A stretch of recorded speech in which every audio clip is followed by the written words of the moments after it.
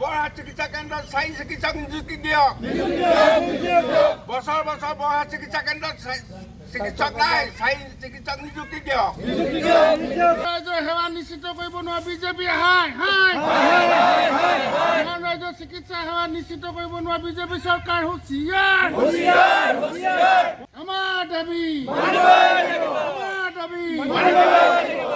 বছৰে স্থায়ী চিকিৎসক দিব নোৱাৰা বিজেপি চৰকাৰ হাই হাই বৰহাট চিকিৎসালয়ত স্থায়ী চিকিৎসক দিব নোৱাৰা বিজেপি চৰকাৰ হাই হাই অসম চৰকাৰৰ স্বাস্থ্য বিভাগ হাই হাই অসম চৰকাৰৰ স্বাস্থ্য বিভাগ হাই হাই।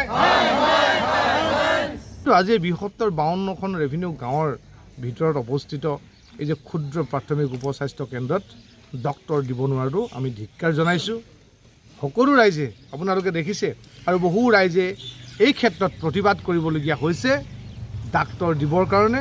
গতিকে আমি অসম চৰকাৰক দাবী জনাইছোঁ, আপোনালোকে ক'ত কি ফুটনি মাৰি কি কৰি থাকক, কিন্তু প্ৰাথমিক মৌলিক এই কথাবিলাকত আপোনালোকে অকণমান গুৰুত্ব দিয়ক।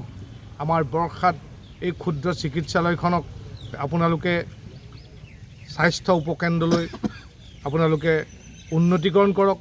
আৰু ইয়াৰ ভিতৰৰ যি অৱস্থা, আপোনাৰ বিল্ডিঙেই কওক, বাউণ্ডেৰীয়ে কওক, ইয়াৰ যিটো আন্তঃগাঁথনি একেবাৰে ভাঙি গৈছে। এই আন্তঃগাঁথনি তৈয়াৰৰ ক্ষেত্ৰতো আপোনালোকে গুৰুত্ব প্ৰদান কৰক, আৰু নহ'লে কিন্তু ৰাইজে আপোনালোকক নেৰিব। আপোনালোকে এনেই চিকিৎসাৰ উন্নতি হৈছে বুলি ফুপ জহি মাৰি নাথাকিব।